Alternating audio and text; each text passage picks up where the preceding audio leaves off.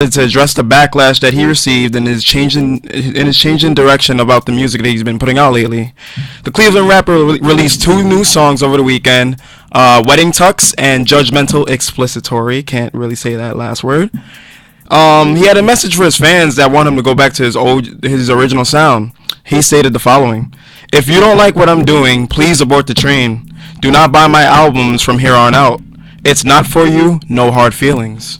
Wow. Sounds like Cudi has some feelings versus his fans. Scott Miss Cudi versus the world. So do you think he's gonna alienate some fans here? I think so. Let me tell you about the tracks. Wedding Tux was kind of cool, but it's a lot rock oriented, very experimental rock, grunge sound.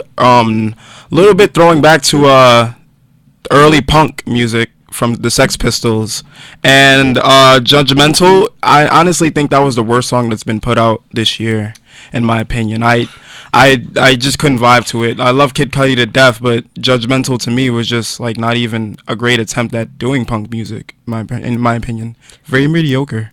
So are you saying that I shouldn't listen to it at all? I think you should. Listen. No, not at all. Anybody that I don't support people that just talk about the music and has never heard it. I support you to listen to it, have your own opinions.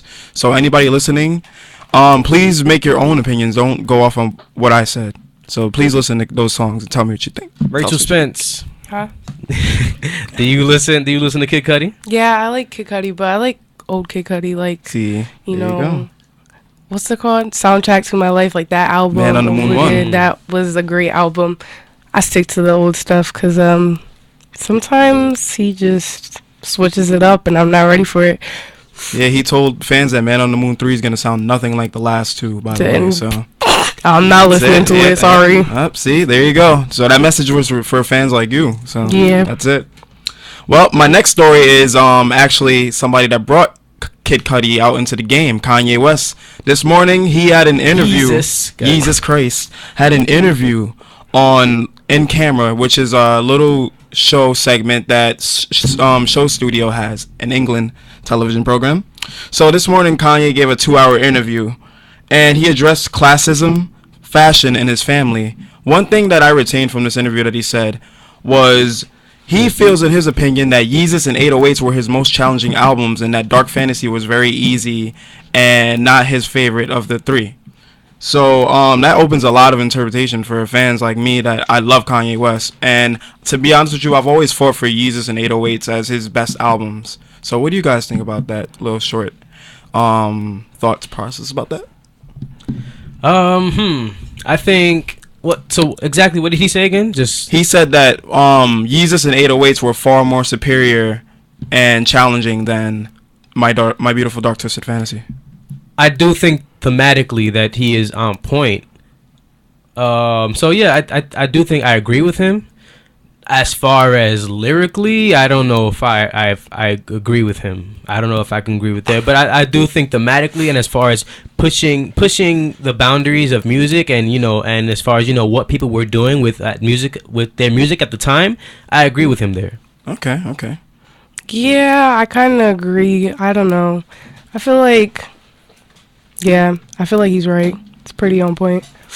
Honestly, what I'm gonna say is he said in the interview also that Dark Fantasy was an album that he felt that he had to do for the general public. It was like an apology album to the world after the Taylor Swift incident. So he gave fans what they wanted, the raps that they wanted, the production that they wanted. So I feel like with Yeezus and 808s, those are his albums that he himself wanted to make rather than something that he felt that he had to redeem to the general public. So that's why I always favorite those two albums. And my final story for the day is Will Smith returning to music. So, there you go. So over the weekend, Oscar-winning actor and former hip-hop artist Will Smith has returned to music. Over the weekend, he dropped the verse on Bomba Estereo's song Fiesta. Then he went on Zane Lowe and did an interview saying that he has plans to go on a world tour. He quoted the following to Zane: "I'm pretty excited. I'm going on tour. I'm really ready and excited to get him into the music again." So, what do you guys think about Will Smith returning to the booth? do some tracks. Will LOL, Smith needs to keep himself in Hollywood and keep himself in the Yeah. movies, man. I don't know what he thinks he's doing.